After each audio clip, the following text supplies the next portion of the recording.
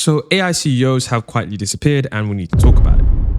So I'm going to show you guys a clip from Iman Mostak, the British entrepreneur and tech leader, better known as the former founder and CEO of Stability AI, the company behind Stable Diffusion, which is one of the most influential open source AI image generation models. And he made a comment on a podcast, which I think we need to pay attention to, that just kind of glossed over most people's head as not something that was really crazy. But I think this is super, super important. So take a listen to this, and then I'm going to dive into all of those claims and show you guys why this statement is very, very big for 2026. Avoid a crisis. He estimates this could push unemployment to 20% within 1 to 5 years. I'd be interested to see if you think that that's conservative or on point.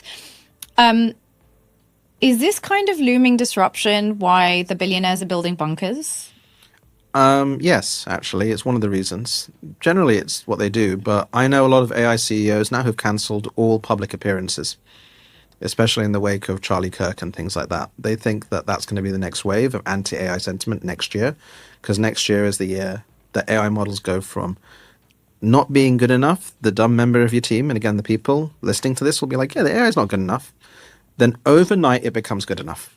So one of the key things he mentioned was the fact that these AI CEOs have somewhat quote unquote disappeared because they're afraid of the backlash. And one of the things that I want to talk about is, firstly, I guess you could talk about is the doomsday scenario. Now, I know it might seem completely speculative on how we would even get there. And of course, there are many issues facing individuals in today's day and age that we should probably focus on. But I think it's something that we do need to take attention to, because all of his statements, I think they're probably going to come truer the more you start to realize where AI is headed. Now, I'm showing you guys this, which is what you can see, Ilya's bunker. And of course, if you aren't familiar with who Ilya Sutskever is, he's a super smart scientist that worked on, the early ChatGPT models. And he, has his own company now, Superintelligence, Safe Superintelligence Inc. And of course, they're valued at, billions of dollars. And now what's interesting is that he said that they are planning for the sense that they need some kind of protection when AGI actually happens. And it does sound like some crazy scenario, like, okay, why would someone who works at OpenAI say that we need a doomsday bunker for when the machines become smarter than man? But this is a real scenario that happens. And trust me, this is probably the lightest issue that I'm going to be discussing in the video. And so what he actually said, which is pretty crazy if you ask me, he said, we're definitely going to build a bunker before we release AGI. And this is what Sutskever said in 2023, months before he would leave the company. And he said, of course, it's going to be optional whether or not you want to get into the bunker. And what's crazy about this is that, he actually left the company OpenAI for a variety of different reasons, but they were basically talking about the fact that, OpenAI are probably going to build AGI and it's going to be unsafe and the world is going to, potentially collapse in, some crazy kind of scenario. And then at the bottom here, you can see it says, there is a large group of people, Ilya believing one of them, who believe that building AGI will bring about a rapture, said one researcher that How quotes. And, that's why Ilya Sutskever is building a bunker, because there's probably going to be some kind of rapture style event when AGI does happen. Now, it does sound like crazy, and I know this video is going to come across as crazy, but as you dive into the video, you'll understand that it's not as crazy as it seems, and these claims for 2026 and 2027 are probably going to get more realistic as time goes on. Now, I did some digging, and I found this book, which there was something that Douglas Rushkoff were noting in his book, The Artificial Intelligence, and he, this book is called Survival of the Fittest, Escape the Fantasies of Tech Billionaires. And one of the key things that's driving these guys to build bunkers is AI. Artificial intelligence is one of the central themes from this book, Survival of the Fittest. And basically, he talks about, the common belief system is that, societal catastrophe is basically inevitable and can be escaped through sufficient money and technology by externalizing the damage of their enterprises onto others.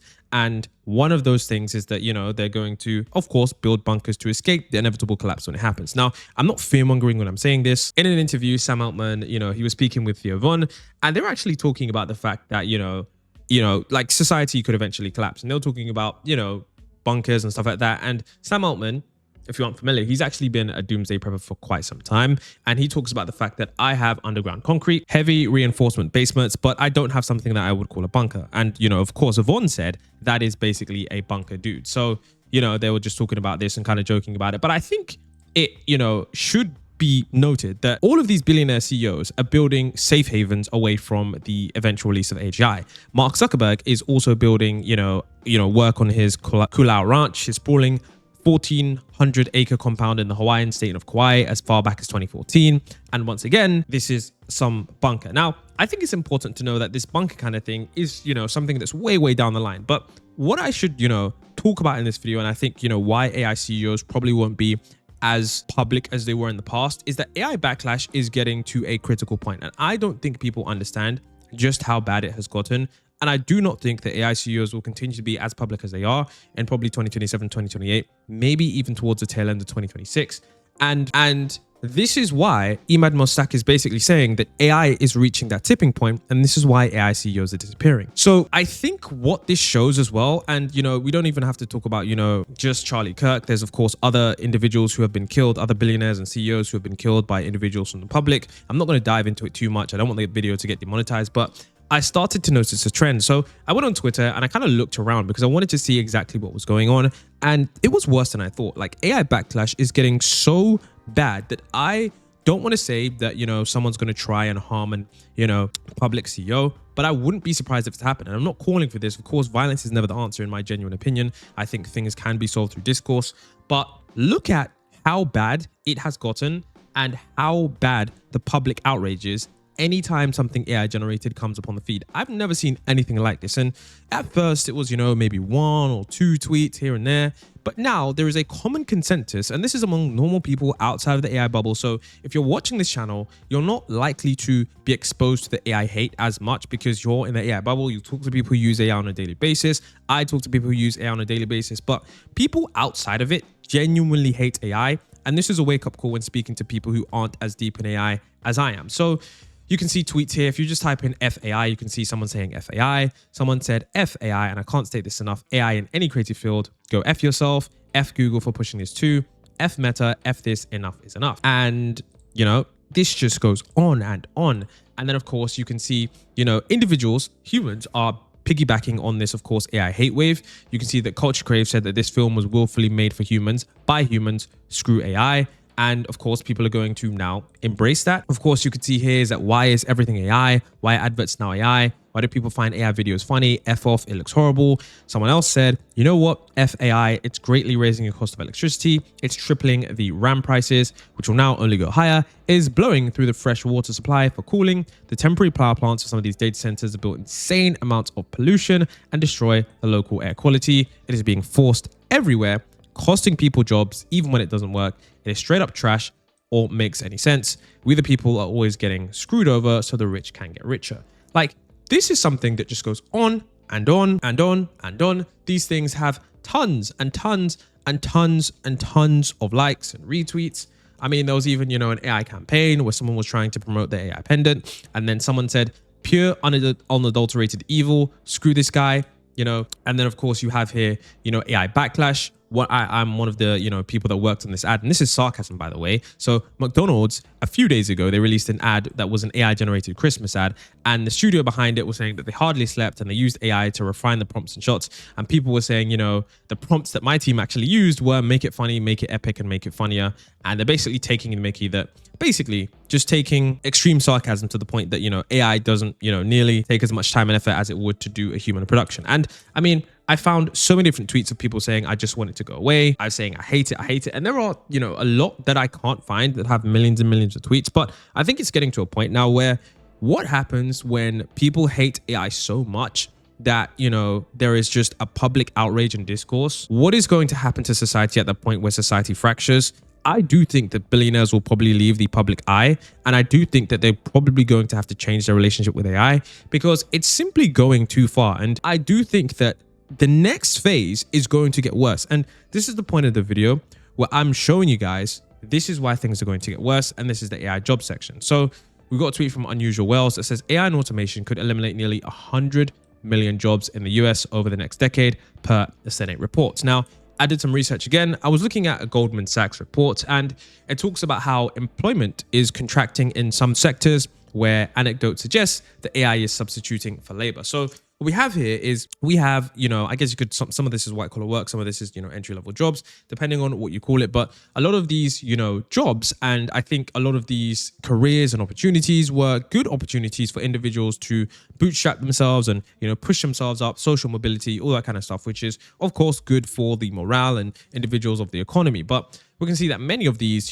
careers, ever since the release of ChatGPT, it's been declining pretty steadily. Now, of course, you could make some macroeconomic statements about the fact that the economy has been declining in this area or that area. Certain companies have had to reduce. There was overhiring in 2020 thanks to the pandemic. Of course, those are factors, but I think it would be, very foolish to ignore the fact that AI hasn't played a part in how companies are thinking about their expenses moving forward. And these are just some of the areas where employment may be contracting. And that's only going to further fuel the resentment and anger towards AI, which isn't helpful for anyone. And the report basically talks about, despite the widespread job losses concern, AI adoption is expected to have only a modest and relatively temporary impact on employment levels. I'm not sure I agree with this. I think people have always underestimated AI. And one mistake I'm no longer making is I'm no longer underestimating AI. I think it's better to overestimate AI, and that way you'll be safer, because AI has always exceeded our expectations